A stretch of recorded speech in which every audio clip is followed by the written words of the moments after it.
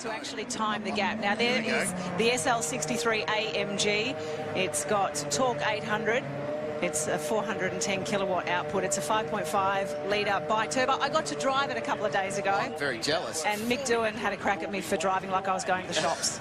410 kilowatts, that's almost V8 supercar power. I know, and this is a car, literally, they just pulled the Rego label off. I think Mick Doohan unscrewed the Rego label off, and he drives it like he stole it, and it's such an impressive bit of kit for what is a road car, and he's been going around pretty quick. I think the only difference between going a little bit quicker than the V8 supercar is probably the fact that it's on road tyres, not proper racing tyres.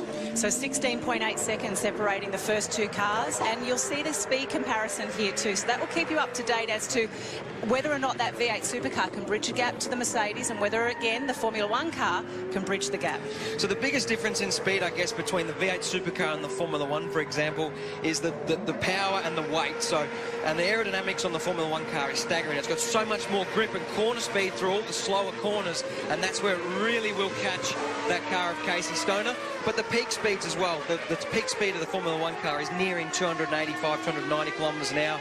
Casey Stoner a lot closer to 265 k's, and Mick Doohan would be around about 250 kilometres an hour. 23.9 seconds was the gap between the V8 car and also then the F1 car. So I wanted to ask you as well, in terms of when we see the F1 car making up the speed, where is the ability for an F1 car to make up the speed? Is it the acceleration out of the corners? Is it just the sheer pace of the car? It's a combination of everything. I mean, the V8 supercar has 600 horsepower. It's got a lot of speed, but it's nearly, over a ton in weight. So getting that car around the corners is not as easy as a Formula One car. It's got a lot of aerodynamics. It's very light. So the corner speeds, entry, mid-corner and exit speed is superior to that of the V8 supercar.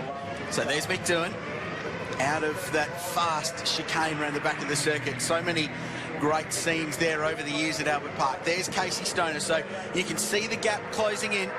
The Red Bull racer, this is the car that he runs in the Dunlop V8 Supercar Series, the second tier V8s. Had his debut 2 weeks ago on the streets of Adelaide. You caught up with him yesterday. Great chat, by the way. And looking pretty relaxed. Mick having a moment mid-corner there. And don't believe for a second that Mick Doohan is not trying hard, because he is. And David Coulthard not yet in sight, guys, so he's not even in the screen. Oh, here he comes. This is quite a funny experience when you're driving that V8 supercar. The Formula One car looks like a bee or a wasp in your mirrors, and then all of a sudden it comes howling up behind you, and this sets up to be a great finish. Have a look at this. This will be really close, in fact, but David Coulthard will just get there. The three cars across the line covered by 0.3 of a second. So the handicapping is bang on. And between Mick Doohan, who was